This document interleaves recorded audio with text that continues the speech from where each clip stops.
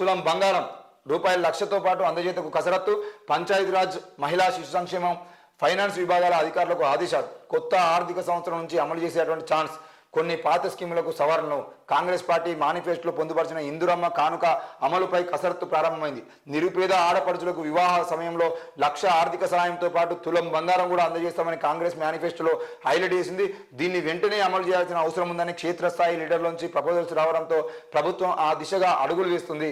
రాష్ట్ర వ్యాప్తంగా ఏటా సగటున కళ్యాణ లక్ష్మి స్కీమ్ను ఎంతమంది తీసుకుంటున్నారు, గతంలో ఎంత బడ్జెట్, తులం బంగారం అదనంగా ఇవ్వడం వల్ల అదనపు ఖర్చు ఎంత అనే అంశాలపై వెంటనే అంచనాల రిపోర్టు ఇవ్వాలని ప్రభుత్వం ఉన్నతాధికారులను కోరింది. ఈ స్కీమ్ అమలుపై పంచాయతీరాజు మహిళా శిశు సంక్షేమ ఫైనాన్స్ విభాగాల అధికారులు కూడా అభిప్రాయాలను నివేదిక రూపంలో ఇవ్వాలని సర్కారు ఆదేశాలు ఇచ్చింది. మరి మొత్తానికైతే ఇంతకుముందు కళ్యాణ లక్ష్మి పథకం కింద 1,00,000 రూపాయలను అయితే డబ్బుల్ని ఇచ్చేటువంటి ప్రయత్నం బీఆర్ఎస్ ప్రభుత్వం చేసింది. మరి కాంగ్రెస్ పార్టీ అధికారంలోకి వచ్చిన తర్వాత ఇప్పుడైతే పూర్తిగా ఆ కాంగ్రెస్ పార్టీకి సంబంధించిన విషయంలో మరి ఏం జరుగుతుంది, తులం బంగారం ఇచ్చేది ఉంటే తులం బంగారానికి సంబంధించిన విషయంలో ఎంత బడ్జెట్ అవసరం ఉంటుంది, 1,00,000 రూపాయలతో పాటు ఇప్పుడు తులం బంగారం 50-60 వేల మధ్యలో ఉండేదంటే మరి 60,000 రూపాయలని 1,60,000 రూపాయలు ఇచ్చేది ఉంటే బాగుంటుందా, లేదంటే 60,000 రూపాయల తులం బంగారం వాళ్ళకు అప్పటికప్పుడు ఇస్తే బాగుంటుందా, ఏంది ఎట్లా ఇస్తారు, మరి ఒకవేళ పెళ్లికి ముందే ఇస్తారా, పెళ్లి చేసుకున్న తర్వాత ఇస్తారా, ఏం జరుగుతుంది ఏంది అనేది కూడా ఇంకా అర్థం కానటువంటి పరిస్థితి. మొత్తానికి అయితే బడ్జెట్ సంబంధించిన విషయంలో అంచనాలు ఎలా ఉండబోతున్నాయి ఒక క్లారిటీ కావాలనిపించి అటు శిశు సంక్షేమ శాఖ,